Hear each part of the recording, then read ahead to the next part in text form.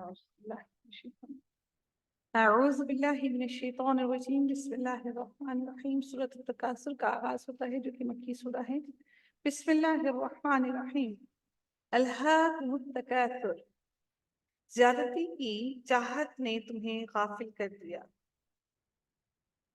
یعنی غافل کر دینا، زیادتی کی خواہش یہ عام ہے، یعنی کہ مال، اولاد اور اعوان اور انصار اور خاندان اور قبیلہ وغیرہ سب کو اس کے اندر شامل کر دیا کہ ہر وہ چیز جس کی کثرت انسان کو محبوب ہو اور کثرت کے حصول کی کوشش اور خواہش اسے اللہ کے کام اور آخرت سے غافل کر دے۔ یہاں اللہ تعالیٰ انسان کی اسی کمزوری کو بیان کر فرما رہی ہیں کہ جس میں انسانوں کی اکثریت ہر دور میں مبتلا رہتی ہے۔ یہاں اللہ تعالیٰ پھر ارشاد فرماتے ہیں حتی زرتم المقابر، یہاں تک کہ تم قبرستان جا پہنچے، ہرگز نہیں تم عنقریب معلوم کر لو گے، ہرگز نہیں پھر تمہیں جلد علم ہو جائے گا، ہرگز نہیں پھر تمہیں جلد علم ہو جائے گا، ہرگز نہیں اگر تم یقینی طور پر جان لو، اگر تم یقینی طور پر اس بات کو جان لو تو بے شک تم جہنم دیکھ لو گے۔ لا تراون الجحیم، تم جہنم کو دیکھ لو گے اور تم اسے یقین کی آنکھ سے دیکھ لو گے کہ تمہیں یقین آ جائے گا کہ آج وہ جہنم جس کے بارے میں تمہیں کہا جاتا تھا، آج وہ جہنم تمہارے سامنے حق اور سچ ہو کر سامنے آ گئی ہے۔ پھر اس دن تم سے بالضرور نعمتوں کا سوال ہوگا، ان ساری نعمتوں کا جو اللہ تعالیٰ نے تمہیں مال، دولت، اولاد سب کچھ تمہیں دنیا میں دیا تھا، تو ان نعمتوں کو تم نے کس طرح سے استعمال کیا۔ سورۃ العصر کا آغاز ہوتا ہے جو کہ مکی سورہ ہے۔ بسم اللہ الرحمن الرحیم۔ والعصر، زمانے کی قسم۔ زمانے سے مراد شب و روز کی یہ گردش اور ان کا عدل بدل کر آنا ہے۔ رات آتی ہے تو اندھیرا چھا جاتا ہے اور جب دن طلوع ہوتا ہے تو ہر چیز روشن ہو جاتی ہے۔ اس کے علاوہ کبھی رات لمبی اور کبھی دن چھوٹا، اور کبھی دن لمبا اور رات چھوٹی ہو جاتی ہے۔ اس سے یہ بتانا بھی مقصود ہے کہ ایام، اور مراد یہ بھی ہے کہ ایام زمانہ جو اللہ تعالیٰ کی قدرت اور کاریگری پر دلالت کرتا ہے، اسی لیے رب نے اس کی قسم بھی کھائی ہے، اس زمانے کی بھی اللہ تعالیٰ نے قسم اٹھائی ہے۔ ان الانسان لفی خسر، بے شک انسان سراسر نقصان میں ہے، سوائے ان لوگوں کے جو ایمان لائے اور نیک عمل کیے اور جنہوں نے آپس میں حق کی وصیت کی اور ایک دوسرے کو صبر کی نصیحت بھی کی، سوائے ان لوگوں کے باقی تمام کے تمام لوگ ہلاکت میں ہیں۔ اللہ تعالیٰ نے ان سب کے لیے کہا یہ خسارے میں ہیں، یہ سب کے سب لوگ۔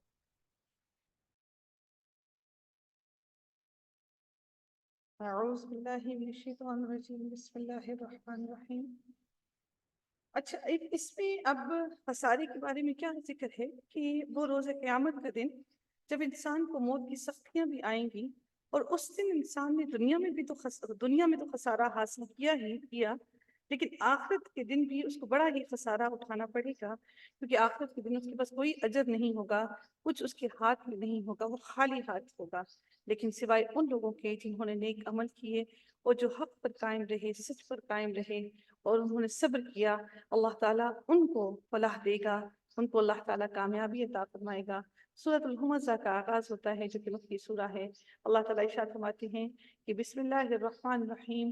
ویل لکل ہمزۃ لمزہ، بڑی خرابی ہے ہر ایسے شخص کی جو عیب ٹٹولنے والا، غیبت کرنے والا ہے۔ ہمزۃ لمزہ، آپ کو مجھے یہ سمجھ لینا چاہیے کہ خاص طور پر ان لوگوں کے بارے میں بات کی جا رہی ہے جو عیب ٹٹولنے والے ہیں۔ الذی جمع مالا وعددہ، جو مال کو جمع کرتا جائے اور گنتا جائے، گن کر روکتا جائے، جمع کرتا جائے۔ یحسب ان مالہ اخلدہ، وہ سمجھتا ہے کہ اس کا مال اس کے پاس سدا رہے گا، وہ مال اس کا ختم نہ ہوگا، وہ مال اس کے ہاتھ سے نہ جائے گا۔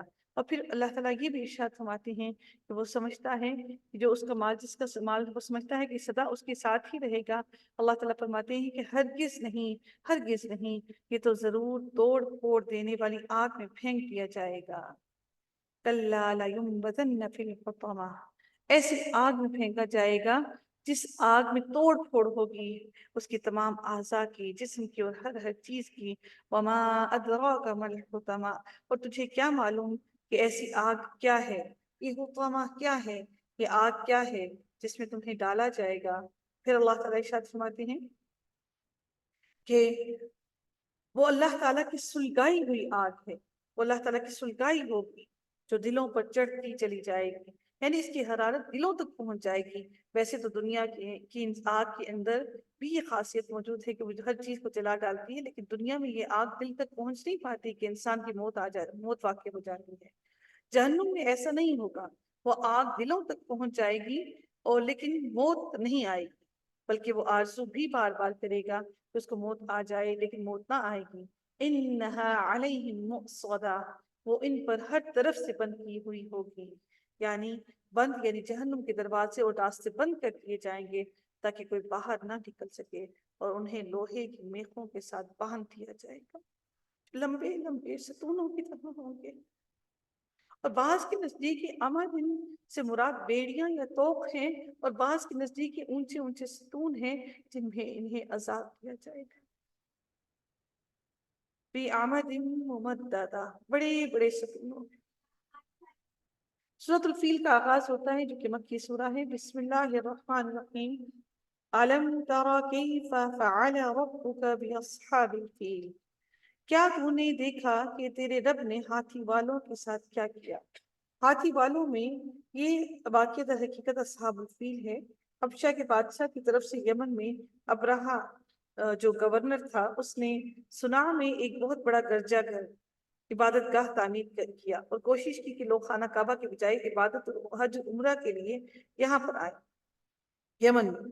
یہ بات اہل مکہ اور دیگر قبائل عرب کے لیے سخت ناگوار تھی، چنانچہ ان میں سے ایک شخص نے ابرہہ کے بنائے ہوئے عبادت خانے کو غلاظت سے برید کر دیا، جس کی اطلاع اس کو دی گئی کہ اس نے اس طرح اس گرجاگھر کو ناپاک کر دیا ہے، جس پر اس نے خانہ کعبہ کو ڈھانے کا عزم کر لیا، اور ایک لشکر جرار لے کر مکے پر حملہ آور ہوا۔ کچھ ہاتھی بھی اس کے ساتھ تھے۔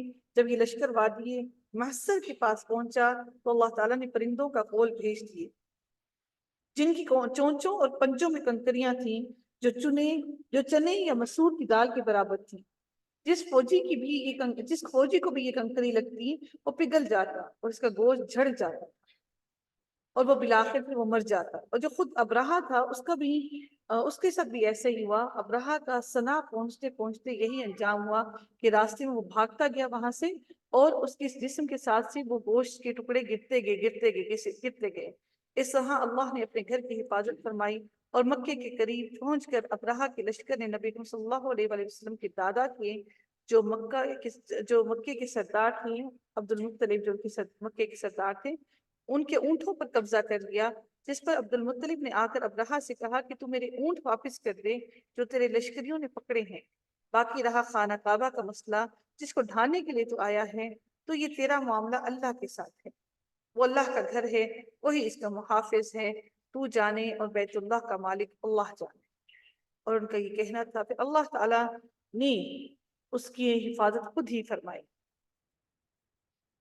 کیا ان کے مکر کو بیکار اللہ تعالیٰ نے نہیں کر دیا؟ علم یجعل کیدہم فی تضلیل وارسل علیہم طیرا ابابیل، اور ان پر پرندوں کے جھنڈ بھیج دیے جو انہیں مٹی اور پتھر کی کنکریاں مار رہے تھے، بس انہیں کھائے ہوئے بھوسے کی طرح کر دیا۔ سورۃ قریش کا آغاز ہوتا ہے۔ بسم اللہ الرحمن الرحیم۔ لإیلاف قریش کے مانوس کرنے کے لیے، یعنی انہیں جاڑے اور گرمی کے سفر سے مانوس کرنے کے لیے، اس کی شکریہ میں اللہ تعالیٰ ارشاد فرماتے ہیں کہ بس انہیں چاہیے کہ اسی گھر کی رب کی عبادت کرتے رہیں جس نے انہیں بھوک میں کھانا دیا، انہیں ڈر اور خوف میں ان کو امن و امان اللہ تعالیٰ نے عطا کیا۔ قریش کی ان کی زندگی گزارنے کا ذریعہ تجارت تھا، اور سال میں 2 مرتبہ ان کا تجارتی قافلہ باہر جاتا تھا اور وہاں سے اشیاء خوردونوش تجارت لاتا تھا، اور سردیوں میں یمن جو کہ گرم علاقہ تھا وہاں جاتے، اور گرمیوں میں شام کی طرف جو ٹھنڈا علاقہ تھا وہاں جاتے۔ خانہ کعبہ کی خدمت گزار ہونے کی وجہ سے تمام اہل عرب ان کی عزت کرتے تھے، اس لیے ان کے قافلے بلا روک ٹوک سفر کرتے۔ اللہ تعالیٰ اس صورت میں قریش کو بتا رہے ہیں کہ تم جو گرمی سردی میں 2 سفر کرتے ہو، تو ہمارے اس احسان کی وجہ سے کہ ہم نے تمہیں مکے میں امن عطا کیا ہے اور اہل عرب میں معزز بنایا ہے. اگر یہ چیز نہ ہوتی تو تمہارا سفر کرنا ہرگز ممکن نہ ہوتا. اور اصحاب الفیل کو بھی ہم نے اسی لیے تباہ کیا کہ تمہاری عزت بھی برقرار رہے اور تمہارے سفروں کا سلسلہ بھی برقرار رہے، جس کو تم خوگر ہو، جس کو قائم رہے، جو وہ قائم رہے. اور اگر ابرہہ اپنے اس ارادے میں مقصد میں کامیاب ہو جاتا تو تمہاری عزت اور سیادت بھی ختم ہو جاتی، ساری عزت ختم ہو جاتی اور یہ سلسلہ سفر بھی ختم ہو جاتا. اس لیے تمہیں چاہیے کہ صرف اسی بیت اللہ کے رب کی عبادت کیا کرو، اسی سے مدد مانگا کرو. سورۃ الماعون کا آغاز ہوتا ہے، اللہ تعالیٰ ارشاد فرماتے ہیں بسم اللہ الرحمن الرحیم ارأیت الذی یکذب بالدین، کیا تو نے اسے بھی دیکھا جو روز جزا کو جھٹلاتا ہے. رسول اللہ صلی اللہ علیہ وآلہ وسلم کو خطاب کر کے سوال کیا جا رہا ہے کہ دین سے مراد آخرت کا حساب اور جزا کا ہے. بعض کہتے ہیں کہ اس سے اصل عبارت کیا ہے کہ کیا تو نے اس شخص کو پہچانا جو روز جزا کو جھٹلاتا ہے، آیا وہ اپنی اس بات میں صحیح ہے یا وہ انسان غلط ہے. فَذَلِكَ الَّذِي يَدُعُّ الْيَتِيمَ، یہی وہ ہے جو یتیم کو دھکے دیتا ہے، اس لیے کہ ایک تو بخیل ہے اور دوسرا قیامت کا منکر ہے. اور بھلا ایسا شخص یتیم کے ساتھ کیسے حسن سلوک کر سکتا ہے؟ یتیم کے ساتھ تو وہی اچھا سلوک، اچھا برتاؤ کرے گا جس کے دل میں مال کی بجائے انسانی قدروں اور اخلاقی ضابطوں کی اور مسکین کو کھانا کھلانے کی ترغیب دینا ہوتی ہے. صرف وہی اس کی قدر کر سکتا ہے. اور پھر اللہ تعالیٰ ارشاد فرماتے ہیں کہ اور مسکین کو کھانا کھلانے کی ترغیب بھی نہیں دیتا. اور ان نمازیوں کے لیے افسوس اور ویل نامی جہنم کی جگہ ہے جو اپنی نماز سے غافل ہیں. فویل للمصلین، جو اپنی نمازوں سے غافل ہیں. الذین هم عن صلاتهم ساہون، اور جو ریاکاری بھی کرتے ہیں اور برتنے کی چیز کو روکتے ہیں. سورۃ الکوثر کا آغاز ہوتا ہے جس میں حوض کوثر کا ذکر کیا گیا ہے. اور اللہ تعالیٰ نے یہ حوض کوثر صرف نبی کریم صلی اللہ علیہ وآلہ وسلم کو دی. اور اس کے بعد اس میں ایک اور بہت اہم بات ہمیں جان لینی چاہیے کہ جب نبی کریم صلی اللہ علیہ وآلہ وسلم کو بہت زیادہ لوگوں نے، قریش مکہ نے تنگ کیا کہ آپ کی تو اولاد نہیں ہے تو آپ کا نام ہی ختم ہو جائے گا، تو اللہ تعالیٰ نے ان کو تسلی دی، فرمایا کہ اِنَّا أَعْطَيْنَاكَ الْكَوْثَرَ، یقیناً ہم نے تجھے حوض کوثر اور بہت کچھ دیا ہے جو اللہ تعالیٰ نے اور کسی کو نہیں دیا. اللہ تعالیٰ نے وہ جو شفاعت کا محمود کا مقام ہے وہ بھی نبی کریم صلی اللہ علیہ وآلہ وسلم کے لیے مختص کیا ہے. اور حوض کوثر کے لیے بھی اللہ تعالیٰ نے فرمایا کہ ہم نے تجھے حوض کوثر اور بہت کچھ دیا ہے. فَصَلِّ لِرَبِّكَ وَانْحَرْ، بس تو اپنے رب کے لیے نماز پڑھ اور قربانی کر. إِنَّ شَانِئَكَ هُوَ الْأَبْتَرُ، یقیناً تیرا دشمن ہی لاوارث اور بے نام و نشان ہے. پھر سورۃ الکافرون کا، یعنی کہ تمہارا نام باقی رہے گا لیکن تیرے دشمن باقی نہ رہیں گے. سورۃ الکافرون کا آغاز ہوتا ہے، اللہ تعالیٰ اس میں جو آغاز ہوتا ہے اس میں اللہ تعالیٰ ارشاد فرماتے ہیں بسم اللہ الرحمن الرحیم.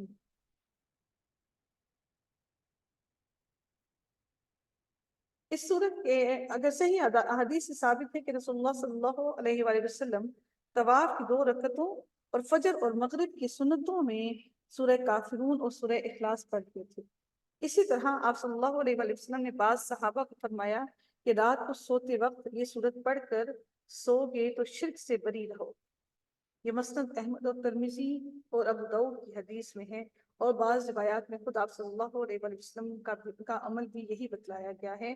اور آغاز ہوتا ہے قُلْ يَا أَيُّهَا الْكَافِرُونَ، آپ کہہ دیجئے کہ اے کافرون، نہ میں عبادت کرتا ہوں اس کی جس کی تم عبادت کرتے ہو، وَلَا أَنْتُمْ عَابِدُونَ مَا أَعْبُدُ، نہ تم عبادت کرنے والے ہو اس کی جس کی میں عبادت کرتا ہوں، وَلَا أَنَا عَابِدٌ مَا عَبَدْتُمْ، اور نہ میں عبادت کروں گا جس کی تم عبادت کرتے ہو، اور نہ تم اس کی عبادت کرنے والے ہو جس کی میں عبادت کر رہا ہوں. تمہارے لیے تمہارا دین ہے اور میرے لیے میرا دین ہے. در حقیقت کفار مکہ نبی صلی اللہ علیہ وآلہ وسلم کو پاس ایک پیشکش لے کر آئے، کیوں نہ ایسے کریں کہ 1 سال آپ ہمارے معبودوں، ہمارے بتوں کی عبادت کریں اور پھر 1 سال ہم آپ کے رب کی، اللہ کی عبادت کریں گے. تو نبی صلی اللہ علیہ وآلہ وسلم کو اللہ تعالیٰ نے کہہ دیا کہ اے نبی، آپ ان سے کہہ دیجئے کہ اے کافروں، مجھے معلوم ہے کہ تم اس کی عبادت نہیں کرو گے جس کی میں عبادت کرتا ہوں، اور نہ میں اس کی عبادت کرنے والا ہوں جس کی تم عبادت کرتے ہو۔ پہلے تو اپنے بارے میں کہا لا اعبد ما تعبدون، میں عبادت نہیں کرتا، میں نہیں کروں گا، نہ میں عبادت کرتا ہوں اس کی جس کی تم عبادت کرتے ہو، نہ تم عبادت کرنے والے ہو اس کی جس کی میں عبادت کرتا ہوں۔ لا اعبد ما تعبدون، کہ میں عبادت نہیں کرتا، اور اس کے بعد کہا ہے کہ میں کرتا بھی نہیں ہوں اور کروں گا بھی نہیں۔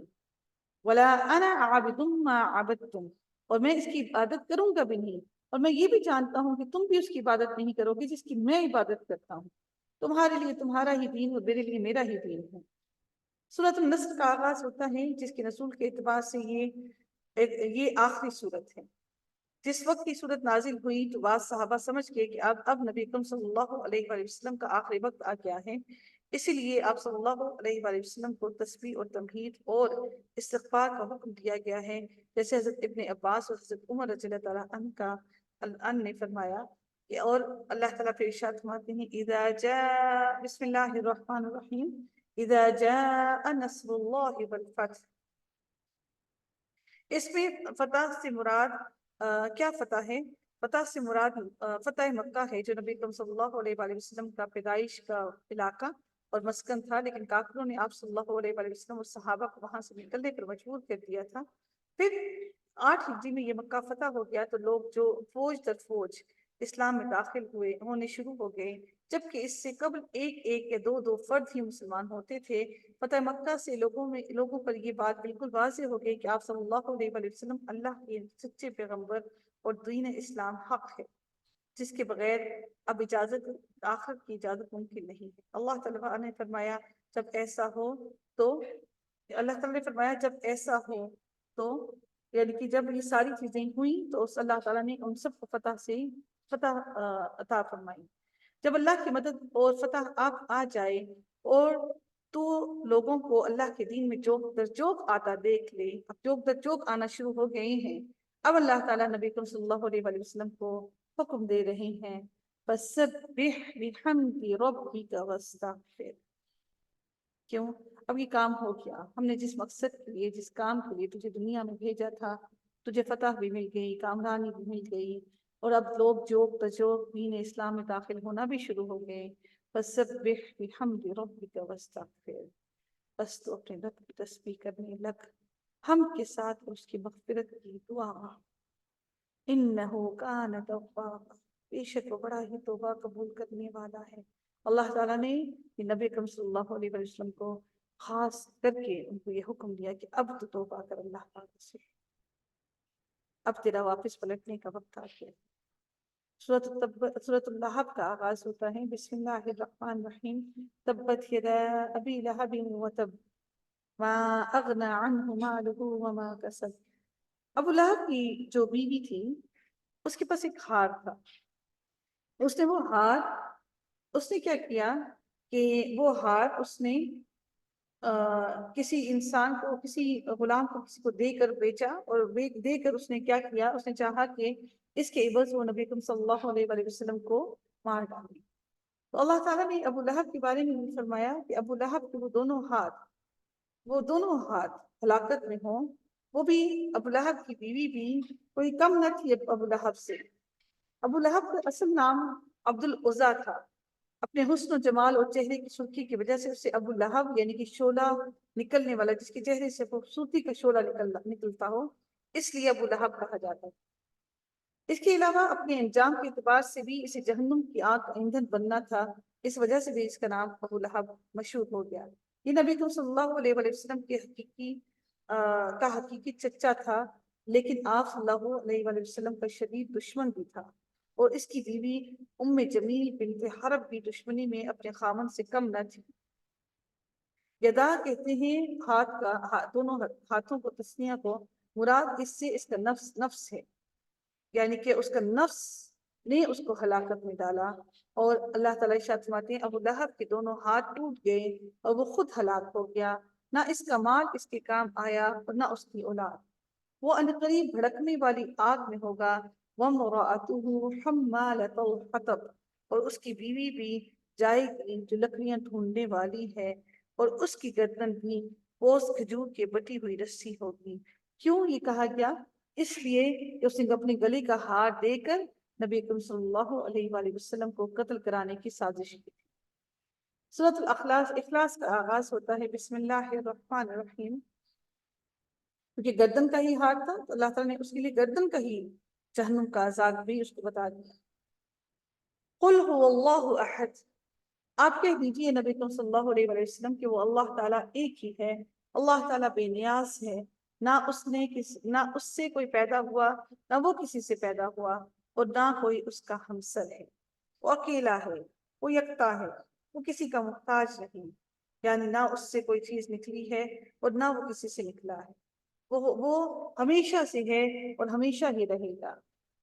سورۃ الفلق کا آغاز ہوتا ہے بسم اللہ الرحمن الرحیم، قل اعوذ برب الفلق، اے نبی اکرم صلی اللہ علیہ وآلہ وسلم پڑھیے، کہیے، اب کہہ دیجئے کہ میں صبح کے رب کی پناہ میں آتا ہوں ہر اس چیز کے شر سے جو اس نے پیدا کی ہے، اور اندھیری رات کی تاریکیوں کے شر سے جب اس کا اندھیرا پھیل جائے، اور گرہ لگا کر ان میں پھونکنے والیوں کی شر سے بھی، اور حسد کرنے والے کی برائی سے بھی جب وہ حسد کرے۔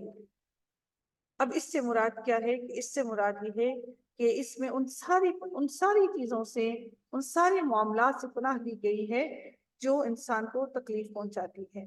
ان کا نزول سے بارے میں جو احادیث میں آتا ہے کہ یہ دونوں معوذتین ہیں، یہ دونوں صورتیں، سورۃ الفلق اور سورۃ الناس، یہ دونوں صورتیں معوذتان ہیں، تسنیہ ہے، معوذتان۔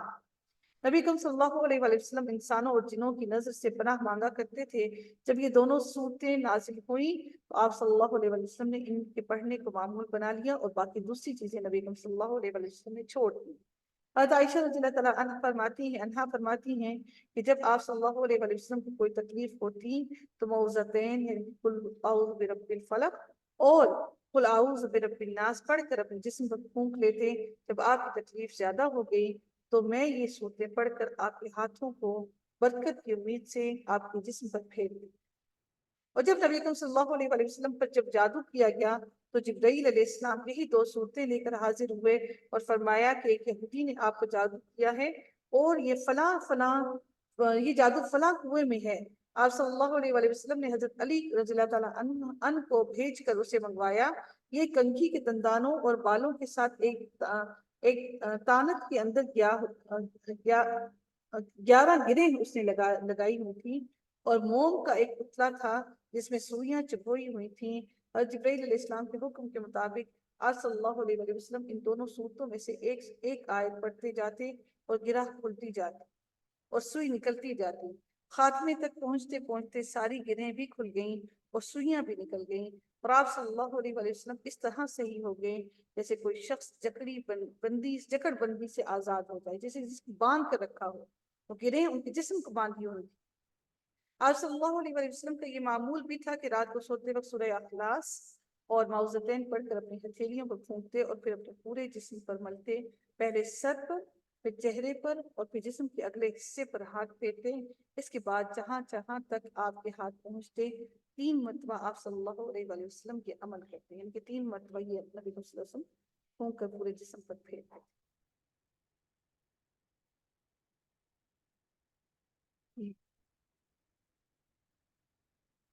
سورۃ الناس کا آغاز ہوتا ہے بسم اللہ الرحمن الرحیم، قل اعوذ برب الناس، اب کہہ دیجئے کہ میں لوگوں کے پروردگار کی پناہ مانگتا ہوں، مالک الناس، لوگوں کے مالک کی، الہ الناس، لوگوں کے معبود کی پناہ میں، من شر الوسواس الخناس، وسوسہ ڈالنے والے، پیچھے ہٹ جانے والے کی شر سے، الذی یوسوس فی صدور الناس، جو لوگوں کے سینوں میں وسوسہ ڈالتا ہے۔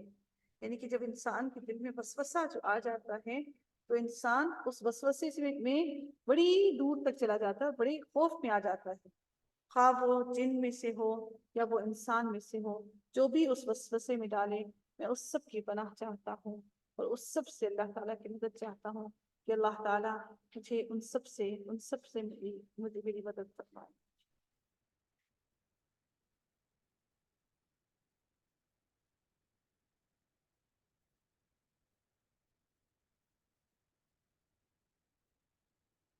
بسم الله الرحمن الرحيم الحمد لله رب العالمين الرحمن الرحيم مالك يوم الدين إياك نعبد وإياك نستعين اهدنا الصراط المستقيم صراط الذين أنعمت عليهم غير المغضوب عليهم ولا الضالين بسم الله الرحمن الرحيم ألف لام ميم ذلك الكتاب لا ريب فيه هدى للمتقين الذين يؤمنون بالغيب ويقيمون الصلاة ومما رزقناهم ينفقون والذين يؤمنون بما أنزل إليك وما أنزل من قبلك وبالآخرة هم يوقنون